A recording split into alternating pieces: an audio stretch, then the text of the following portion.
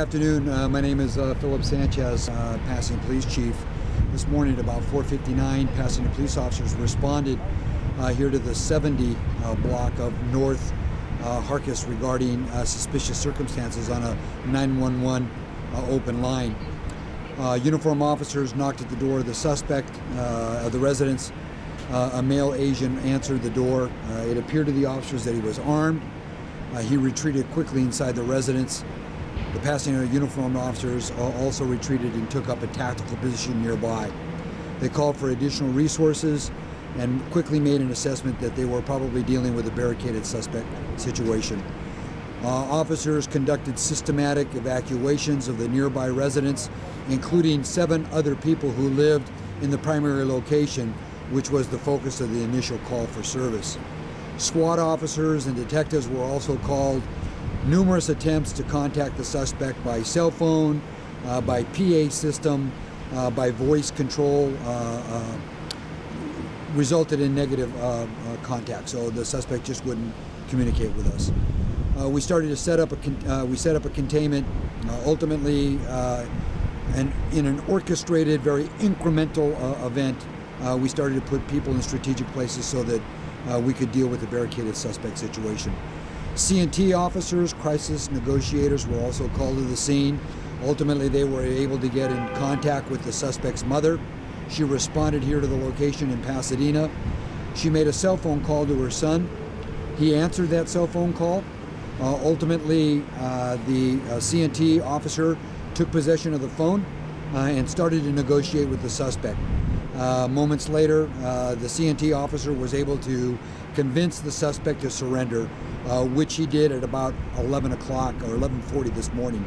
This was almost a 7-hour standoff that resulted in the successful conclusion of taking the suspect into custody without ever having to fire a shot, and no one's injured. And while not every situation will end this way, we are hopeful through our continuous training and contemporary tactics and contemporary equipment that we use. This is the desired outcome. This is exactly why the Pasadena SWAT team exists. This is why they train consistently and continuously with their counterparts in crisis negotiation. It really is a team effort. So I really want to take a moment to commend the initial officers, Sergeant Keith Gomez and Officer Bart Horn, for their extraordinary heroism and for their extraordinary maturity and courage. And then ultimately a handoff to Pasadena SWAT and Pasadena crisis negotiation officers. The command and control, it's always chaotic, but they did an extraordinary job. Incident commander was Lieutenant Kelly Evans and Sergeant Vic Alanis. Everybody did a wonderful job. So we're here this morning, just grateful that we were able to bring it to a successful conclusion. Chief, things like this don't happen every day, thank goodness. How important is it for there to be continual training for the officers to be able to be prepared to respond to situations like this? Great question, William. Our officers, of course, our SWAT officers train every month in order to stay contemporary. There are new tactics.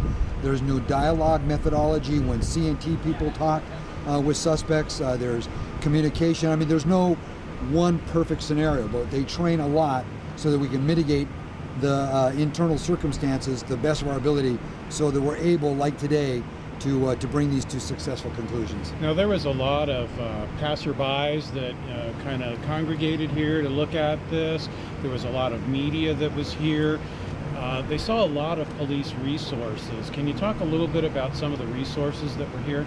Right, well, so we had uniform patrol, we had special weapons and tactics, C&T, command and control, myself, Deputy Chief Derek Qualls, Lieutenant Tracy Ibarra, our city's PIO, Mr. Boyer. There are a lot of resources here. These things are very labor intensive. We had canine officers that responded as well.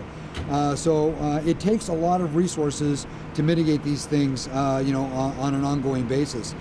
Not least of which, one of the things that is so very important, as I said, that it was an orchestrated, incremental, evolving situation, and those efforts really are framed by the department's policies and procedures.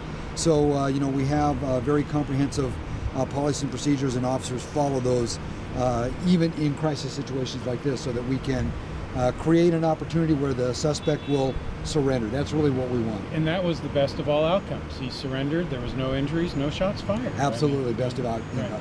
Now, just a little while ago, right over there behind us, you had a few words that you said to the team. Can you share a little bit about what you absolutely. said to them? These things are hugely intense. If you're a SWAT operator, or you're in the command and control element, or you're at the CNT element, the truth is that you're going through a lot of physiological effects of the stress. Increased hypervigilance, increased,